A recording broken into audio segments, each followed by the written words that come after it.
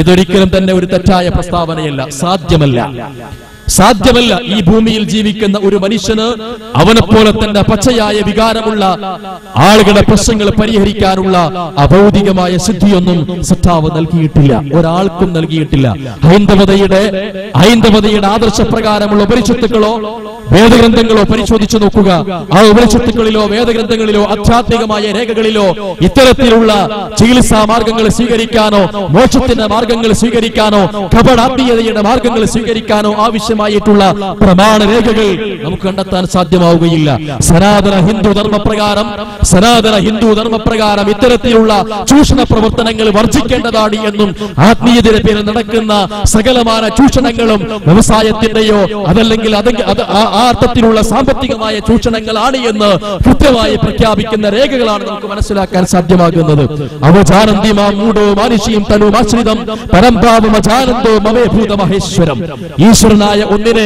ഈശ്വരനായ ഒരു ശക്തിയെ ആ ഈശ്വരനായ ശക്തിയിലേക്ക് അടുപ്പിക്കാനോ ആ ഈശ്വരനായ ശക്തിയിലേക്ക് വിലയം പ്രാപിക്കാനോ വേണ്ടിയിട്ട് ഈശ്വരാരാധന നിർവഹിക്കുന്ന ഏതെങ്കിലും ഒരു വ്യക്തി മറ്റൊരു വ്യക്തിയെ വ്യക്തി സ്വരൂപമായി വിചാരിച്ചിട്ടോ ആ ദൈവത്തിന്റെ അംശങ്ങൾ ഈ വ്യക്തിയിൽ കുടികൊള്ളുന്നുണ്ട് എന്ന് വിചാരിച്ചിട്ട് അദ്ദേഹത്തെ അവലംബിക്കുകയോ ആരാധനാ മാർഗങ്ങൾ സ്വീകരിക്കുകയോ ചെയ്യുന്നുവെങ്കിൽ എത്ര വലിയ മൂഢൻ വിശ്വാസമാണ് അദ്ദേഹം സ്വീകരിച്ചിട്ടുള്ളത് എന്ന് ശ്രീമദ് ഭഗവത്ഗീത കൃത്യമായി വിശദീകരിക്കുന്നുണ്ട്. ചൂഷണങ്ങളില്ലാത്ത ആത്മീയത സ്വീകരിക്കുകയും ആ ആത്മീയത വഴി മാനസികമായ സംസ്കരണം ലഭ്യമാവുകയും ചെയ്യുക എന്നതാണ് ഹൈന്ദവതയുടെ പ്രമാണ രേഖകളിൽ പ്രാമാണികമായ രേഖകളിൽ കൃത്യമായി രേഖപ്പെടുത്തിയിട്ടുള്ളത്. പ്രിയപ്പെട്ടവരെ, ഇത്തരത്തിലുള്ള കപട ചൂഷണങ്ങൾക്കെതിരെ ശബ്ദിക്കാൻ ഹൈന്ദവ സഹോദരങ്ങളെ നമുക്ക് സാധ്യമാകുമോ? ഇന്ത്യയിൽ അറിയപ്പെടുന്ന ഫാസിസ്റ്റ് പ്രവർത്തകർ, ഇന്ത്യയിൽ അറിയപ്പെടുന്ന സവർണ ഫാസിസ്റ്റുകളായിട്ടുള്ള ആളുകൾ ഹിന്ദുത്വ അജണ്ട നടപ്പിൽ വരുത്തുന്നതിന്റെ ഭാഗമായി കേരളത്തിൽ അറിയപ്പെടുന്ന ചില സന്യാസിമാരെയും ചില ആളുകളെയും ഒക്കെ പിടികൂടാൻ തയ്യാറായ സമയത്ത് പത്രത്തിൽ പ്രസിദ്ധീകരിച്ചു. അദ്ദേഹത്തിന്റെ പ്രവർത്തനങ്ങളിൽ വിമർശിക്കപ്പെടാവുന്നതായി മറ്റൊന്നും കാണുന്നില്ല. പക്ഷേ കേരളത്തിലെ അറിയപ്പെടുന്ന ഹൈന്ദവ ആരാധനാ കർമ്മങ്ങൾ നിർവഹിക്കുന്ന സമയത്ത് മകരജ്യോതി വിളക്കിന്റെ പേരിൽ കത്തുന്ന പ്രകാശത്തിന്റെ പിന്നിൽ എന്ത് കുറുക്കുവേലയാണുള്ളത്, എന്ത് തട്ടിപ്പ് വേലയാണുള്ളത് എന്ന അന്വേഷണങ്ങൾ നിർവഹിക്കാൻ വേണ്ടിയിട്ട് യുക്തിവാദികളായ ആളുകൾ എല്ലാ രേഖകളിലും എല്ലാ മേഖലകളിലും കൃത്യമായി പ്രഖ്യാപനം നിർവഹിച്ചപ്പോ ആ മേഖലയുടെ ചുമതലയുള്ള മന്ത്രി പോലും പ്രഖ്യാപിച്ചു ആ പ്രവർത്തനങ്ങൾ കപടമാണ്. പ്രത്യേകമായി ചില ആളുകൾ, അവിടെയുള്ള ചില വിശ്വാസികളായിട്ടുള്ള ആളുകൾ കൊളുത്തുന്ന ഒരു ദീപം മാത്രമാണ് അത് എന്ന് മകരജ്യോതി പ്രകാശത്തിന്റെ ആ പ്രവർത്തനത്തെ കുറിച്ച് തന്ത്രിയുടെ മകൻ പോലും വിശദീകരണം നിർവഹിച്ചു. നേർക്കുനേരെയുള്ള അന്വേഷണങ്ങൾ ചെല്ലുന്ന സമയത്ത് എന്താണ് ശരിയായ വസ്തുത എന്ന്, ആത്മീയതയുടെ ചൂഷണം എവിടെയാണ് എന്ന് കൃത്യമായി പ്രഖ്യാപിക്കാവുന്ന അവസരങ്ങൾ നമ്മുടെ നാട്ടിൽ കടന്നു വന്നിട്ടുണ്ട്. ഞാൻ പറഞ്ഞു വരുന്നത് ആത്മീയതയുടെ ചൂഷണ വഴികളിലെ മൂന്നാമത്തെ വഴി എന്ന് പറയുന്നത് ദൈവത്തിന്റെ ഇടനിലക്കാരായി രംഗത്ത് വരുന്നു എന്നതാണ്. അങ്ങനെ ഇടനിലക്കാരായി രംഗത്ത് വരുന്ന ഒരു മാർഗവും ഈ ഭൂമിയിലില്ല, ഒരു മനുഷ്യനും വകവെച്ചു കൊടുത്തിട്ടില്ല. ഇസ്ലാം ഇത് അംഗീകരിക്കുന്നില്ല.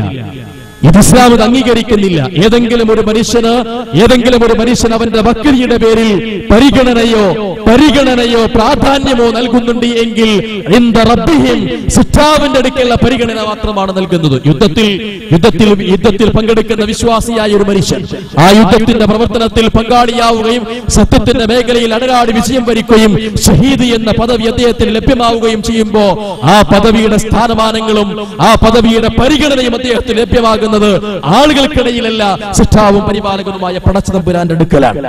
ഒരു മനുഷ്യൻ ആരാധനാ കർമ്മത്തിലൂടെ ആരാധനാ പ്രവർത്തനങ്ങളുടെ ഭക്തിയുടെ എല്ലാ മാർഗവും സ്വീകരിച്ചുകൊണ്ട് ശരിയായ മാർഗങ്ങൾ സ്വീകരിച്ചുകൊണ്ട് ആത്മീയമായ ചൈതന്യം ഉൾക്കൊണ്ടുകൊണ്ടുള്ള ജീവിതമാർഗം സ്വീകരിക്കുന്നുവെങ്കിൽ ആ വ്യക്തിയെ പരിഗണിക്കേണ്ടത്, ആ വ്യക്തിയുടെ സ്ഥാനം നിർണ്ണയിക്കേണ്ടത് മനുഷ്യർക്കിടയിലല്ല, സിദ്ധാവും പരിപാലകനുമായ പടച്ചതമ്പുരാനാണ്.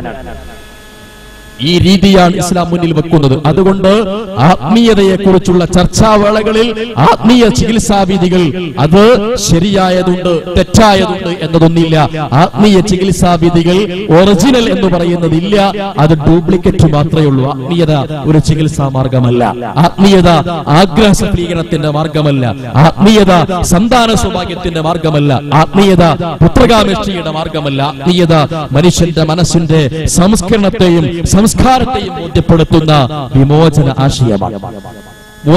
നാലാമത്തെ വഴി എന്ന് പറഞ്ഞാൽ ആത്മീയ ചൂഷണത്തിന്റെ നാലാമത്തൊരു മാർഗം അത്ഭുതങ്ങളുടെ വിൽപ്പന ചരക്കുമായി രംഗത്ത് വരിക എന്നതാണ്. നമ്മുടെ നാട്ടിലെ പല സിദ്ധന്മാരായ ആളുകളും പല ഭക്തി പ്രസ്ഥാനത്തിന്റെ ആളുകളും പല കപട ആത്മീയ കേന്ദ്രത്തിന്റെ നടത്തിപ്പുകാരായിട്ടുള്ള ആളുകളും ആബാലവൃദ്ധം വിശ്വാസികളെ വലയെറിഞ്ഞ് പിടിക്കാൻ വേണ്ടിയിട്ട് ഉപയോഗപ്പെടുത്തുന്ന ഒരു മാർഗം അത്ഭുതങ്ങളുടെ വിൽപ്പനയാണ്. അല്ലെ, ഇന്ദ്രജാല പ്രകടനങ്ങളിലൂടെ മാസ്മരിക പ്രകടനങ്ങളിലൂടെ വിശ്വാസികളായിട്ടുള്ള ആളുകളുടെ മനസ്സിനെ മയക്കിക്കിടത്തിയിട്ട് കണ്ണിനെ മയക്കിക്കിടത്തിയിട്ട് തങ്ങളുടെ ആത്മീയ ആധിപത്യം സ്ഥാപിക്കാൻ വേണ്ടി തയ്യാറാകുന്നു. സത്യസായി ബാബ വിഭൂതിയിൽ നിന്ന് ഭസ്മെടുത്ത് പുറത്തേക്ക് കൊടുക്കുന്നു. എ.ടി. കോവൂർ അദ്ദേഹത്തോട് ചോദിച്ചു, ഞങ്ങൾക്ക് 2 ലക്ഷം രൂപയുടെ വാച്ച് ആവശ്യമില്ല, 2 രൂപയുടെ തണ്ണിമത്തൻ മതി. 2 രൂപയുടെ തണ്ണിമത്തൻ പുറത്തെടുക്കാൻ കഴിയില്ല, കാരണം വെടിക്കെട്ടിൽ ഒളിപ്പിച്ചു വെച്ചിട്ടുള്ള വസ്തുവല്ലാതെ പുറത്തെടുക്കാൻ സാധ്യമല്ല എന്ന് പറഞ്ഞു. അത്ഭുതങ്ങൾ വിൽപ്പനക്ക് വെക്കുന്നു. മൺപാത്രങ്ങൾ, ആ മൺപാത്രത്തിലേക്ക് നമ്മൾ വെള്ളമൊഴിച്ചാൽ അല്പം വെള്ളം ആ മൺപാത്രം ആഗിരണം ചെയ്യും. ഒരു സ്പോഞ്ചിലേക്ക് വെള്ളമൊഴിച്ചാൽ ആ സ്പോഞ്ച് വെള്ളം ആഗിരണം ചെയ്യും എന്നതുപോലെ ഗണേശ വിഗ്രഹം പാല് കുടിച്ചു എന്ന് പറയാവുന്ന അത്ഭുതം മാലോകർ പുറത്തേക്കിട്ടു.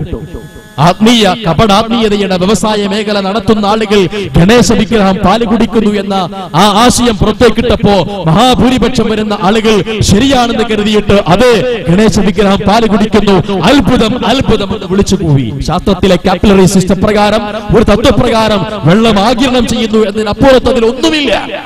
ശാസ്ത്രം തെളിയിച്ചു.